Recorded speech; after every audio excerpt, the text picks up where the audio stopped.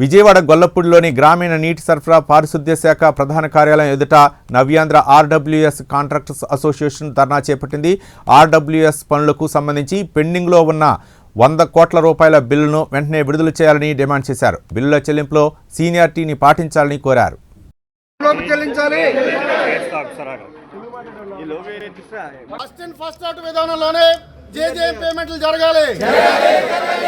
First in first out payment విధానంలోనే చిన్న contractor పేమెంట్లు అన్ని జరగాలి.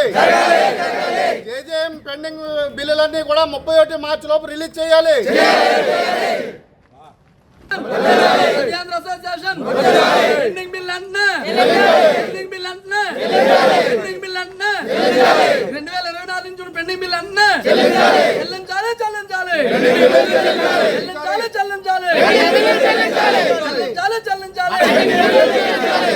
పెండింగ్ బిల్లులు చెల్లించాలి.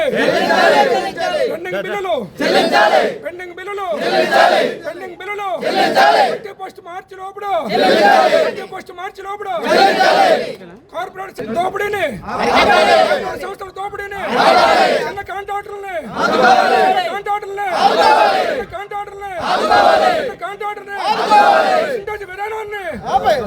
పర్సెంటేజ్ విధానాన్ని పెండింగ్ బిల్లులు పెండింగ్ బిల్లులు దోచిపెట్టడం పెద్దలకు దోచిపెట్టడం కంపెనీలకు దోచిపెట్టడం కాంట్రాక్టర్లకు న్యాయం చేయాలి. కాంట్రాక్టర్లకు న్యాయం చేయాలి. కలజీవన మిషన్ పేమెంట్లు ఇవ్వాలి. కలజీవన పేమెంట్లు ఇవ్వాలి.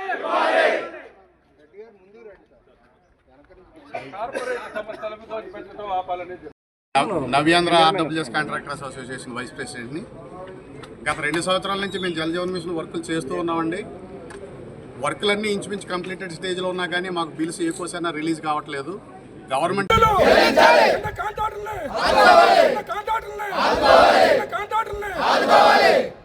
చెల్లించాలి చెల్లించాలి చెల్లించాలి చెల్లించాలి.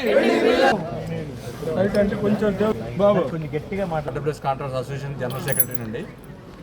ప్రస్తుతము మేము ఇబ్బంది పడుతున్నది మాకు పేమెంట్లు సరైన విధానంలో జరగట్లేదండి. మాకు మార్చి 31 లోపు మా యొక్క పెండింగ్ బిల్స్ రమారమి 1000 కోట్లు ఉన్నాయండి.